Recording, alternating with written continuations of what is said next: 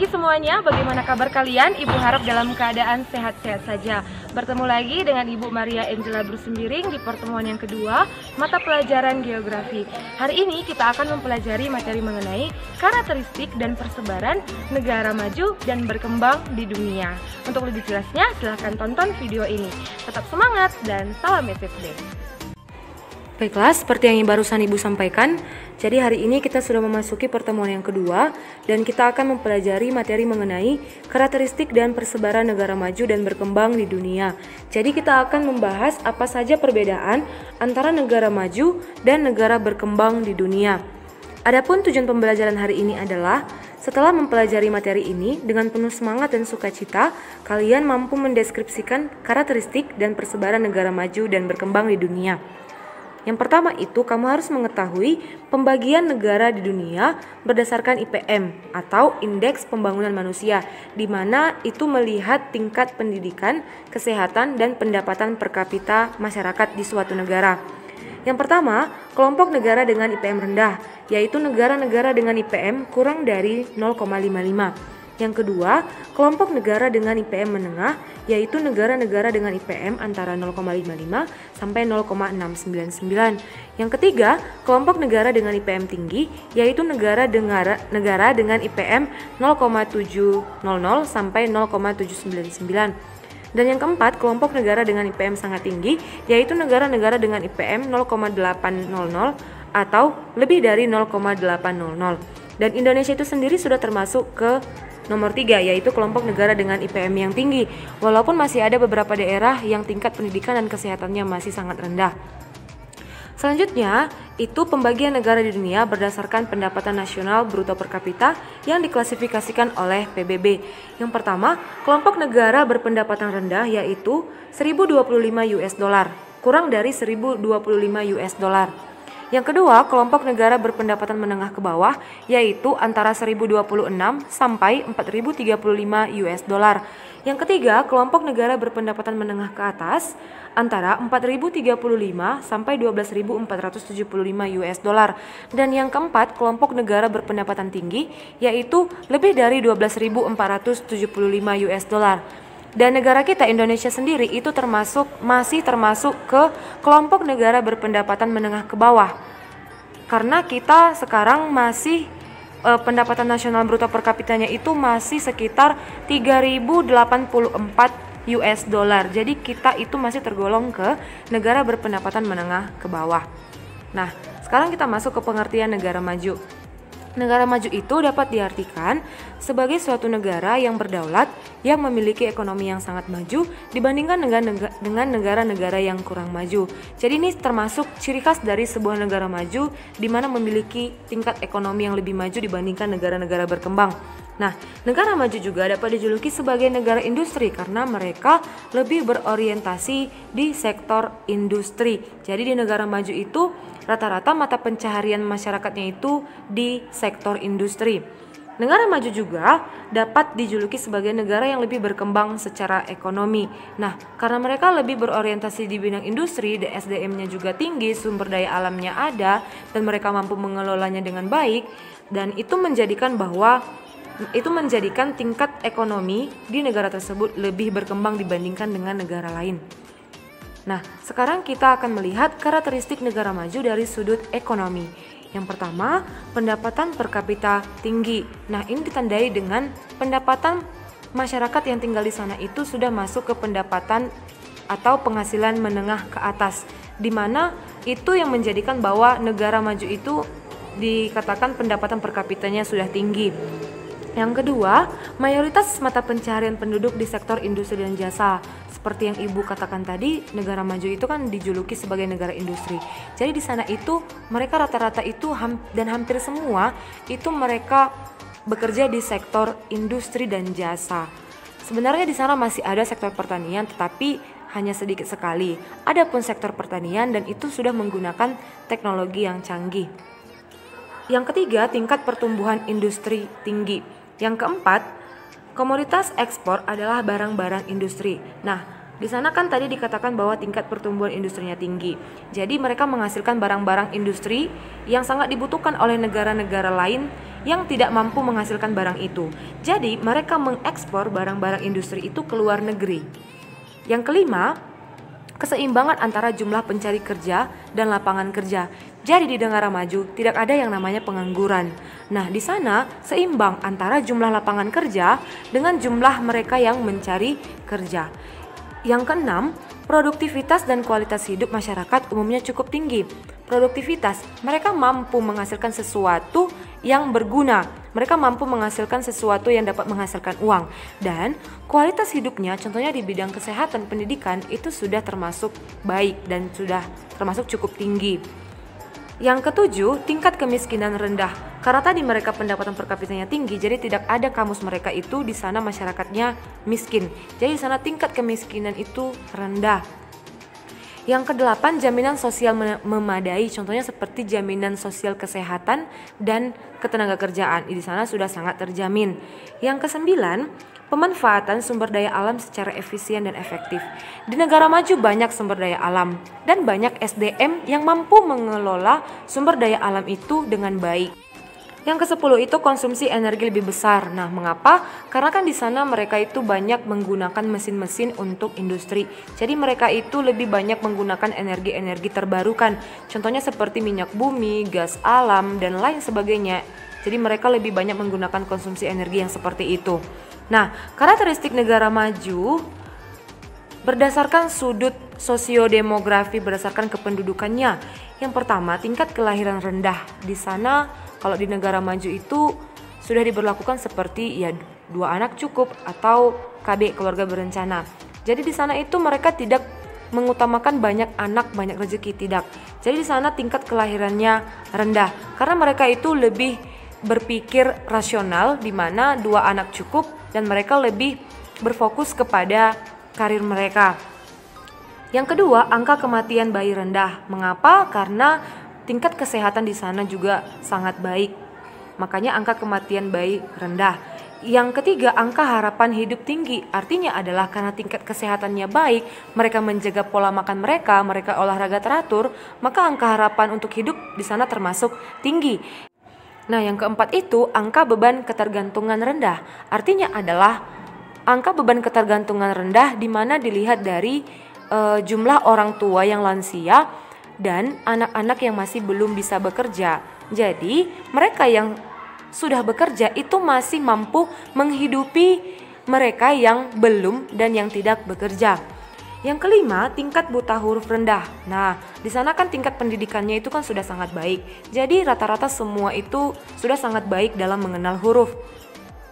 Yang keenam, tingkat pendidikan masyarakat tinggi. Sudah jelas karena di sana mereka mengutamakan pendidikan dan mereka sadar bahwa pendidikan itu penting akan masa depan mereka. Jadi di sana tingkat pendidikan masyarakatnya itu termasuk tinggi.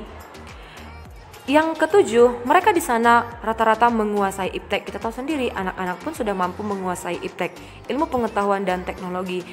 Makanya itu juga dia dikatakan SDM-nya juga baik dan mampu mengelola sumber daya alam yang ada di negara mereka. Yang kedelapan, infrastruktur maju. Di sana pembangunan akan fasilitas-fasilitas sudah sangat maju. Yang kesembilan, pertumbuhan penduduk rendah. Pertumbuhan penduduk rendah itu didasari karena tingkat kelahiran yang rendah. Jadi kalau di negara maju itu tidak terlalu padat sebenarnya jumlah penduduknya. Yang ke-10, umumnya penduduk tinggal di perkotaan. Ya, ini sudah sangat jelas. Jadi masih adalah memang yang tinggal di perdesaan dan itu tadi yang Ibu katakan yang masih bekerja di sektor pertanian, tapi itu pun sudah menggunakan teknologi yang canggih. Yang terakhir, kualitas permukiman baik. Jadi di sana terdapat air bersih dan sanitasi baik. Sanitasi itu pembuangan air limbah dari rumah, dari limbah rumah tangga. Itu sudah sangat baik. Nah, inilah dia ciri-ciri dari negara maju. Nah, kita lanjut ke pengertian negara berkembang. Nah, negara berkembang itu diartikan sebagai negara dengan tingkat pendapatan yang lebih rendah, standar hidup yang rendah, tingkat industrialisasi yang lamban, dan indeks pembangunan manusia yang lebih rendah dibandingkan negara maju. Kalau dikatakan berkembang berarti menuju maju. Jadi, negara-negara berkembang itu dicirikan dengan yang ini, pendapatannya rendah, standar hidup rendah, industrialisasi juga lambat, dan lain sebagainya. Nah, mari kita lihat ciri-cirinya. Yang pertama, karakteristik negara berkembang dari sudut ekonomi. Yang pertama itu pendapatan per kapita rendah. Mengapa? Karena di negara berkembang itu masih ada masyarakat yang pengangguran, kemudian ada pun yang bekerja tetapi masih dikategorikan sebagai penduduk yang berpenghasilan menengah ke bawah. Maka dari itu masih ada negara-negara yang termasuk pendapatan nasional brutonya itu masih rendah. Yang kedua, sangat bergantung pada produksi primer produk pertanian. Nah, jadi mereka yang tinggal di negara berkembang sebenarnya tidak semua ya, tapi rata-rata mereka itu masih bergantung pada alam di sektor primer lah. Contohnya seperti pertanian, perkebunan, kemudian perikanan, kelautan. Jadi masyarakatnya masih bergantung ke sektor itu tadi. Sebenarnya tidak semua juga, ada beberapa wilayah ya yang memang sudah seperti kalau di Indonesia kan seperti di Jakarta itu kan sudah banyak industri-industri di sana. Yang ketiga, sebagian besar penduduk bekerja di sektor pertanian, sudah jelas, apalagi di seperti negara kita ini, kita sangat terkenal akan daerah yang agraris di sektor pertanian. Jadi sebagian besar masyarakatnya ya bekerja di sektor pertanian. Kalau misalnya dia tinggal di wilayah pesisir, maka dia bekerja di sektor perikanan. Yang keempat, tingkat pertumbuhan industri lamban. Mengapa? Karena sumber daya manusianya juga kurang, kemudian teknologinya juga kurang. Padahal kita di Indonesia inilah Ibu buat contohnya, sumber daya alamnya sangat banyak, sangat melimpah, tetapi sumber daya manusianya yang kurang. Jadi dalam hal mengelola sumber daya alam juga sangat lamban. Dan sumber daya alam itulah nanti yang diolah di industri. Makanya tingkat pertumbuhan industrinya juga termasuk lamban. Yang kelima, komoditas ekspor adalah bahan baku industri. Yang diekspor ke luar negeri itu bahan baku industri. Makanya nanti ujung-ujungnya bahan baku itu diekspor ke luar negeri, diolahnya di luar negeri, baru hasilnya dijual lagi ke Indonesia dan kita membelinya lagi. Padahal bahan bakunya dari negara kita sendiri. Mengapa? Karena SDM-nya kurang dan kemampuan untuk mengelola sumber daya alamnya tadi atau bahan bakunya itu juga kurang, teknologinya juga kurang. Makanya kita hanya mengekspor bahan bakunya. Sebenarnya kita sudah bisa mengekspor hasil jadi yang sudah diolah di industri. Yang keenam, kurangnya kesempatan bekerja. Nah, jadi di negara berkembang ini sudah sangat terkenal bahwa tingkat penganggurannya tinggi. Jadi kurang kesempatan kerja. Mengapa pengangguran tinggi? Karena pendidikannya juga rendah. Bagaimana bisa bekerja? Bagaimana pekerjaannya baik kalau pendidikannya juga rendah? Nah, selanjutnya lanjutannya itu yang ketujuh, produktivitas dan kualitas hidup masyarakat rendah. Jadi masih ada masyarakat yang belum mampu menghasilkan uang sendiri. Dan masih ada masyarakat di Indonesia atau di negara-negara berkembang yang tingkat pendidikan dan kualitas hidup di contohnya seperti kesehatan itu masih tergolong rendah. Yang kedelapan, tingkat kemiskinan cukup tinggi. Karena pendidikannya rendah, kemudian pengangguran, maka tingkat kemiskinannya di negara berkembang itu termasuk cukup tinggi. Yang kesembilan, pemanfaatan sumber daya alam belum optimal. Nah, seperti yang Ibu katakan tadi, SDM-nya masih kurang, kemudian kemampuan teknologi untuk mengelola sumber daya alam itu masih kurang. Makanya tadi kita hanya bisa mengekspor bahan bakunya, bahan mentahnya ke luar negeri. Yang ke-10, jaminan sosial belum memadai.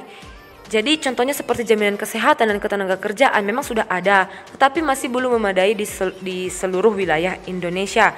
Atau kita buatlah di negara berkembang yang lain. Contohnya seperti di Afrika, contohnya seperti di negara Zimbabwe, Ethiopia, di sana jaminan sosialnya masih sangat kurang sekali. Yang ke-11, perekonomian masih bergantung pada negara-negara maju. Ini sudah sangat jelas. Makanya nanti negara-negara berkembang itu sangat beruntung ketika mereka menjalin kerjasama dengan negara-negara maju, karena mereka mendapatkan keuntungan di bidang produk-produk yang belum bisa mereka hasilkan. Selanjutnya itu karakteristik negara berkembang di bidang sudut sosiodemografi atau kependudukan. Yang pertama, tingkat kelahiran tinggi. Nah, sebenarnya ini dipengaruhi juga karena pengetahuan masyarakat yang mengatakan bahwa banyak anak banyak rezeki katanya. Makanya kalau dikatakan tingkat kelahiran tinggi di negara berkembang, ya itu sudah tidak asing lagi bagi kita. Makanya di negara berkembang juga termasuk ada negara yang penduduknya sangat padat. Yang kedua, angka kematian bayi tinggi. Mengapa? Karena tingkat kesehatannya rendah. Yang ketiga, angka harapan hidup rendah. Ya, karena tingkat kesehatannya juga rendah. Pertumbuhan penduduk rata-rata tinggi karena dipengaruhi dengan tingkat kelahiran yang tinggi. Yang kelima, penyebab kematian berkaitan dengan keadaan sosial ekonomi yang miskin. Sebenarnya masih bisa dibantu untuk sembuh, tetapi karena kurang daya di bidang finansial atau keuangan, maka banyak masyarakat di negara berkembang yang mati itu karena dipengaruhi oleh sosial ekonomi yang masih rendah. Kemudian yang keenam, angka beban ketergantungan tinggi. Nah, ini dikatakan bahwa angka beban ketergantungan tinggi ini karena masih banyak pengangguran tadi. Jadi lebih banyak yang menganggur dibanding yang bekerja. Makanya angka beban ketergantungannya masih tinggi. Yang ketujuh, tingkat buta huruf tinggi karena tingkat pendidikannya tinggi. Kesadaran akan pendidikan juga sangat rendah. Tingkat pendidikan masyarakat rendah, ya. Yang ke-9, penduduk umumnya tinggal di perdesaan. Ya, umumnya tinggal di perdesaan dengan tadi sektor pertanian ya, atau sektor perikanan. Dan yang terakhir itu urbanisasi terjadi dengan cepat. Mengapa? Karena mereka yang tinggal di desa itu berbondong-bondong datang ke perkotaan untuk mencari pekerjaan. Jadi ini dia karakteristik negara berkembang dari sudut sosiodemografi. Nah, ini dia peta dari persebaran negara-negara maju dan berkembang di dunia. Ini ibu buat warna merah itu negara berkembang dan yang warna biru itu negara maju. Jadi bisa kita lihat Indonesia yang ini termasuk negara berkembang. Jadi kalau di Asia itu masih 4 yang negara maju. Yang pertama nanti ada Singapura, kemudian Korea Selatan, Jepang, dan Taiwan. Kemudian Australia ini sudah maju warna biru. Kemudian untuk benua Afrika yang ini semua negara di benua Afrika itu masih tergolong negara berkembang. Kemudian Eropa itu sudah semua negara di situ sudah negara maju. Untuk benua Amerika sendiri masih dua negara maju di situ, yaitu Amerika Serikat dan Kanada. Dan sisanya Brazil, Chili, dan yang di sinilah itu termasuk negara berkembang. Jadi ini daftarnya.